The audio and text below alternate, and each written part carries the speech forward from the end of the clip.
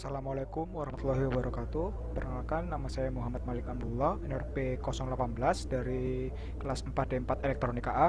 Pada kesempatan kali ini saya akan mempresentasikan tentang penerapan sistem manajemen kesehatan dan keselamatan kerja di laboratorium. Keselamatan dan kesehatan kerja pada laboratorium adalah semi laboratorium dari risiko-risiko yang ada di laboratorium tersebut. Keselamatan dan kesehatan kerja laboratorium sangat penting untuk dipahami mengingat banyaknya laboratorium yang digunakan baik itu di pabrik ataupun di lembaga pendidikan dan penelitian. Nah, berikut adalah contoh adalah laboratorium pendidikan.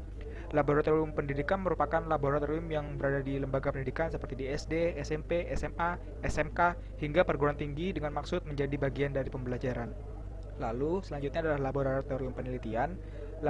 Laboratorium ini dalam bentuk laboratorium fisika, kimia, serta mikrobiologi dengan maksud menjadi tempat penelitian dan pengembangan laboratorium kultur jaringan atau laboratorium analisa pangan dan pakan. Dan yang terakhir adalah lab pelayanan jasa. Lab pelayanan jasa merupakan laboratorium yang berada di rumah sakit, apotik, hingga klinik dengan maksud memberikan pelayanan kesehatan bagi masyarakat luas.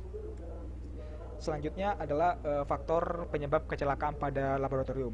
Yang pertama adalah sikap dan tingkah laku. Sikap dan tingkah laku praktikan yang lalai terhadap aturan seperti enggan menggunakan APD dan juga meremehkan setiap kemungkinan penyebab kecelakaan yang paling sering ditemukan di laboratorium. Hal ini sering dijumpai pada praktikan pemula atau yang baru bekerja di laboratorium. Selanjutnya adalah keadaan tidak aman. Penggunaan bahan-bahan kimia, alat yang digunakan, dan teknik pengerjaan adalah penyebab keamanan yang tidak aman di laboratorium. Selanjutnya adalah kurang pengarahan dari supervisor. Fungsi supervisor dari laboratorium ini berupa supervisi dan proses pengawasan yang baik adalah antisipasi terjadinya kondisi yang tidak diinginkan. Supervisor harus menjelaskan prosedur dan cara kerja, memberikan pengawasan, serta mengetahui setiap kemungkinan bahaya yang terjadi akibat percobaan kimia atau penggunaan bahan kimia pada laboratorium tersebut. Lalu yang selanjutnya adalah jenis bahaya dan kecelakaan yang ada di laboratorium. Yang pertama adalah keracunan. Keracunan sendiri terjadi sebagai akibat seperti amonia, karbon monoksida, kloroform, benzen, sianida, dan juga lain-lain. Yang selanjutnya adalah iritasi. Iritasi terjadi sebab akibat dari adanya interaksi dengan bahan kimia korosif seperti asam sulfat, natrium hidroksida, dan bahan korosif lainnya. Iritasi dapat menyebabkan terjadinya luka atau peradangan pada kulit, saluran pernafasan, dan juga mata. Selanjutnya adalah kebakaran. Kebakaran terjadi sebagai akibat dari sikap ceroboh dalam menangani pelarut organik yang mudah terbakar seperti ether, aseton, alkohol, dan pelarut organik lainnya. Dan yang terakhir adalah luka kulit. Luka kulit sendiri dapat terjadi saat praktikan bekerja dengan alat gelas dan kaca apabila alat-alat tersebut pecah. Lalu berikut adalah peraturan K3 yang diatur oleh pemerintah di laboratorium. Yang pertama adalah Undang-Undang Republik Indonesia Nomor 1 Tahun 1970, tentang 3 Tahun 1992 tentang kesehatan, dan selanjutnya adalah Keputusan Menteri Tenaga Kerja RI Nomor Kep 51 Men 1999 tentang nilai ambang batas faktor fisika di tempat kerja. Lalu Keputusan Menteri Tenaga Kerja RI Nomor Kep 187 garing Men garing 1999 tentang pengendalian bahan kimia berbahaya di tempat kerja. Lalu Kepmenkes RI Nomor 1244 garing Menkes garing SK garing 12 garing 19 bis. Selanjutnya adalah Keputusan Menteri Kesehatan Nomor 1217 garing Menkes garing SK garing 9 garing 2001 tentang pedoman penanganan dampak radiasi. Lalu berikut adalah APD yang bisa kita temui pada laboratorium. Yang pertama adalah jas laboratorium. Lalu di sini ada safety glass. Di sini juga ada sepatu laboratorium. Lalu ada masker khusus laboratorium. Di sini adalah masker N95. Lalu di sini ada safety glove. Lalu ada peralatan keselamatan pada laboratorium. Yang pertama adalah pembasuh mata atau eye wash, berfungsi untuk membasuh mata yang terkena cairan kimia. Lalu ada fire blanket.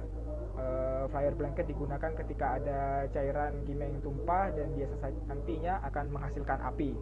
Nah, untuk memadamkan api tersebut kita bisa menggunakan fire blanket. Lalu ada gunakan untuk mengguyur badan kita dengan air dari alat ini ketika badan kita terkena cairan kimia. Lalu ada first aid kits di sini berfungsi sebagai pertolongan pertama bila terjadi kecelakaan ringan, misalnya tangan tergores atau bagian tubuh lainnya yang tergores oleh suatu benda tajam. Lalu di sini ada memadamkan api pada laboratorium. Lalu spill neutralizer ini digunakan untuk membersihkan bahan kimia yang terjatuh di lantai. Selanjutnya adalah layout laboratorium itu sendiri. Faktor-faktor yang patut diperhatikan dalam pembuatan laboratorium itu adalah salah satunya adalah layout dari laboratorium itu sendiri, yang termasuk dari penyimpanan bahan kimia beracun, terus ventilasi, fume hoods, dan fasilitas penunjang seperti bengkel, toko penerimaan gudang, jasa analitik, dan juga fasilitas staff. Ini merupakan layout ideal dari jadi layout laboratorium itu didesain agar harus dibuat dengan analisa kebutuhan aktivitas laboratorium dengan bantuan diagram alur yang menunjukkan alur material dari meja eksperimen, bengkel, penyimpanan zat kimia, tempat analisa, hingga fasilitas pengolahan. Lalu zat beracun sendiri sini ketika kita memakai zat beracun di laboratorium, desain laboratorium harus ditujukan untuk tetap menjaga konsentrasi lingkungan laboratorium di bawah batas aman yang ada di laboratorium.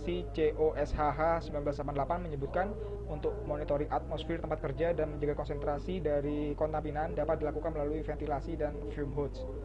Lalu ventilasi sendiri metode paling umum untuk mengendalikan konsentrasi dan kontaminan di tempat kerja.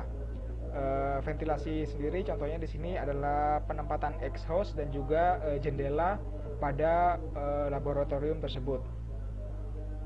Selanjutnya adalah fume hoods. Fume hoods sendiri adalah alat untuk melaksanakan eksperimen dengan zat beracun dan tidak beracun, aman dari terjadinya kecelakaan. Dan yang terakhir adalah pendukung laboratorium. Pendukung laboratorium itu sendiri termasuk bengkel, penyimpanan, tempat penerimaan barang, jasa analitik, dan juga fasilitas untuk staf. Lalu kesimpulannya pada presentasi kali ini adalah keselamatan dan kesehatan kerja di laboratorium penting diterapkan guna mencegah dan mengurangi risiko kecelakaan kerja yang kerap kali terjadi akibat kurangnya kesadarannya para pengelola laboratorium untuk menerapkan sistem kesehatan dan keselamatan kerja K3. Tidak hanya itu, infrastruktur laboratorium juga mempunyai andil terhadap risiko kecelakaan kerja yang mungkin terjadi di laboratorium, di mana diketahui berbagai kegiatan dan aktivitas yang dilakukan di laboratorium tidak lepas dalam menggunakan berbagai bahan kimia berbahaya.